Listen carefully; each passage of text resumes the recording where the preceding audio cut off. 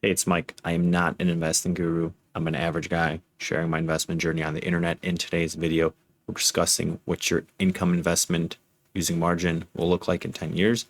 And then we'll also do a portfolio review. On this channel, we borrow money. And what we do is we invest in high quality foundational holdings, and then we borrow against those holdings. So on my channel, I invest in Tesla. Some people hate that I invest in Tesla. That is okay. But pretend I'm investing in a high quality holding like the S&P 500 or the NASDAQ 100. I currently have a position of $150,000. And what I do is I borrow against that $150,000 position. And so what I invest in are these things called income investments. TSLY pays out 50%, and then I clean the house and got rid of my FEPI and my JEPQ and things like that, and QQQY, and I put it into this weekly income paying fund by Roundhill, which pays 30% per year. And I have about $17,000 that I borrowed, which is about 10% of my overall portfolio. On a side note, I am planning on bumping that up to 20% perhaps in this next week. If so, I will probably make a video about it. But what the plan would be is I have about 20K borrowed for TSLY. What I would do is I would put about 20K into QDTE, and that would pay me weekly, and I would showcase how those payments will look like. Okay, so on this channel, again, the goal is to borrow money at 8%. If you can get paid over 25%, that is a winning formula. Okay, so what your income investments will look like in 10 years. So there's three likely scenarios that can happen when you invest in income funds. The share price increases, share price stays the same, and the share price decreases. So what you're investing in is in covered call funds, whether they're synthetic or regular covered calls, and you are going off of the price action of what that underlying is doing. So if you're investing in QDTE, you are investing in the NASDAQ 100. And if it goes up, you are going to get a higher premium, and the share price goes up. If it stays the same, share price stays the same, premium probably stays the same. And if the share price decreases, the fund price will decrease, as well as the dividend will probably decrease. Okay, so when modeling for some of these scenarios, there's a couple assumptions you have to think about. So what I did is I have a spreadsheet that I track all my numbers for, and I'm using the dividend percentage or dividend yield that I'm getting paid out from that spreadsheet. On certain websites, it says that the fund payouts are much higher. I'm doing it off of what it's paying out for my account.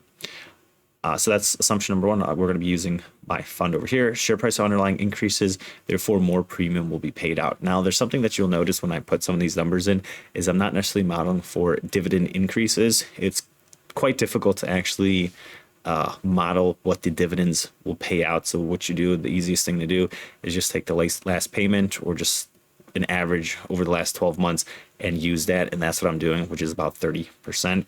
And then obviously with the share price increasing, the share price of the income ETF will go up. All right, so using this market to beat calculators, a couple things we're going to punch into the calculator here. So we have a portfolio, monthly distributions, and there is a drip. Our starting principal is about $20,000. We're not putting any money in, so no annual contribution, and dividend tax rate. So some of you might wonder, why do I have a 75% dividend tax rate?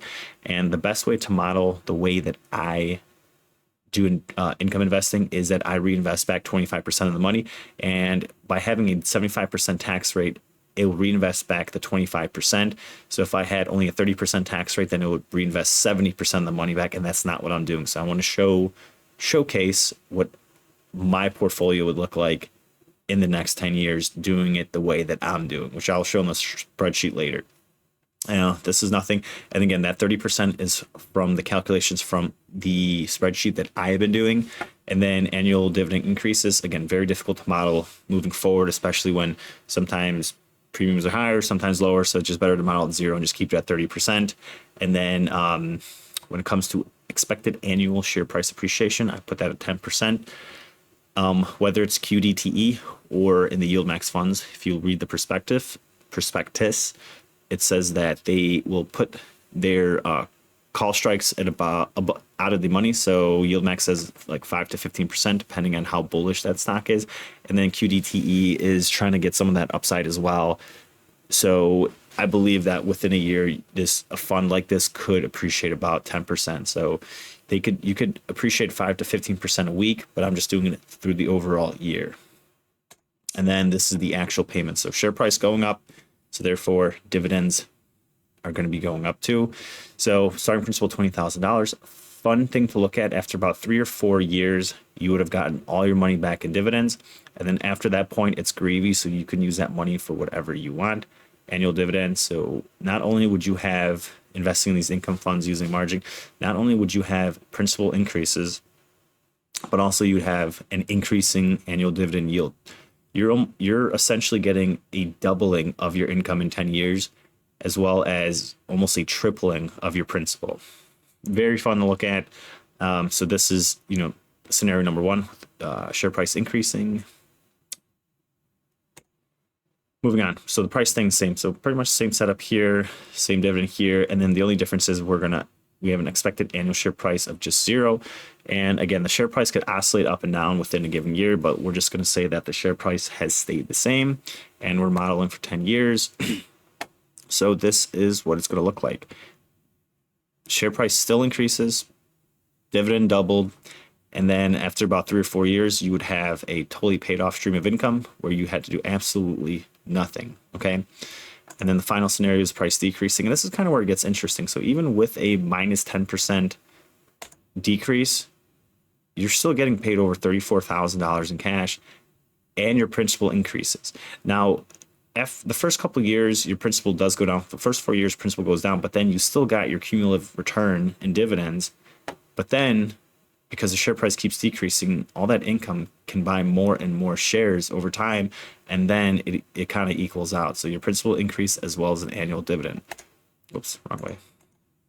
So what is the conclusion? So after 4 years, you would have gotten investment back and paid off your margin. So just in each scenario, as you saw, 3 to 4 year mark, you would have had your margin paid off. And after that, you have this side stream of income. All 3 scenarios come out positive after 10 years. Again, in that decreasing one, you saw that the first 4 years that the principal was decreasing, but then after that 4-year period, then the principal went up. And then now you have a stream of income without absolutely doing anything. You weren't setting the option strikes. You weren't rolling anything. You did absolutely nothing besides click a couple buttons, borrow some money, and let the reinvestment do its thing, as well as the net income paying off the margin. So then now another situation that kind of helps us out by using like margin is like, hopefully the underlying increases, because if so, we can borrow more. Okay. So now this is the next teed up scenario. So Tesla, $150,000. If my position of Tesla increases to about $1 million and I bump my borrow percentage from 10 to 20%, then I can essentially borrow $200,000. That's a pretty hefty sum of money. So by putting all those metrics again with a 10% price appreciation, because if $150,000 to $1 million, you are getting some sort of appreciation over a period of time. So we're getting appreciation. So that $200,000 principal turns into 10 years being $751,000. So not only are you getting a principal increase, you're getting a dividend, a massive, massive dividend doing absolutely nothing. And again, you could have just held the stock, but then you completely created the stream of income doing nothing. And that's the beauty about this. And especially if you do it in a safe manner, using funds that have a 25% maintenance requirement, you are going to do it so safe, have this side stream of income. And then you could use that money to either buy more shares or pay off your mortgage or buy luxury items, but at least the assets are paying for the luxuries. Okay, so important to invest in strong foundational holdings, which will increase it over time, because then you could borrow more money, and then that gives you more cash flow over time, and then you can do whatever you want with that money over time. That's a beautiful thing. So all that being said, I actually like to show you my portfolio, because I think there's a lot of people out there that will not share their actual positions or anything like that, but I will. So as you can see here, my account value is $150,000. Majority of my positions are Tesla. I own 832 shares of Tesla. And you can see I am down almost 30% from all-time highs. I'm down $63,000. This is how Tesla goes. It's a volatile stock. Some days it's up, some days it's down, but it seems like after the last conference call, last earnings, that there has been reaffirmed confidence in the Tesla plan. So over the last week or two, it has been going up, which is some positive news. But again, I don't mind, because I was just buying Tesla for cheap. As you can see here, the TSLY shares. So this is pretty much all borrowed money. I'm still down 41% on this TSLY position, but because it's an income fund, I've been getting paid massive dividends, as you can see on the little dividend stream here. So $688. Let's show more just so we can show everyone. $688 and then $811 here. So we've been getting paid good dividends to kind of recoup the losses with that. And then again, when I'm reinvesting back 25% of my money, then it just keeps buying the shares at a less price. And then eventually when the share price does recover, those dividends will be coming back with a vengeance. And then my other position is QDTE. So again, I only own 7 shares of this position and I am up 3 cents overall. And then my plan for the next week would probably put that 20K into this holding, and then it gets it pays out weekly dividends. So on May 3rd, it paid out 50 cents. Let's open this up.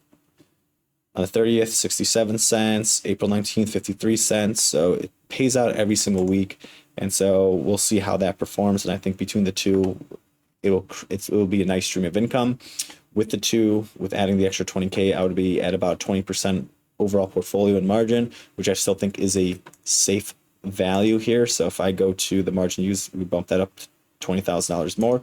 But what'll happen is, so the margin maintenance here. So if I, borrow another $20,000 in margin, that's only going to reflect about $5,000 on my actual margin maintenance. So from $64,000, it'll bump it up to $69,000 or $70,000, which will still put me in a very safe area. Like this, my entire portfolio would still have to drop another 50% before I would get margin call. So me bumping it up is super safe. So I just want to shoot that out there. And then just to go over my actual wealth spreadsheet here, or the income strategy spreadsheet. So I got that 30% yield from this number here. So again, we're just basing it off the last payment over here. And besides that, that's it. So, in the next 10 years, your income investments look great. You would have an extra stream of income.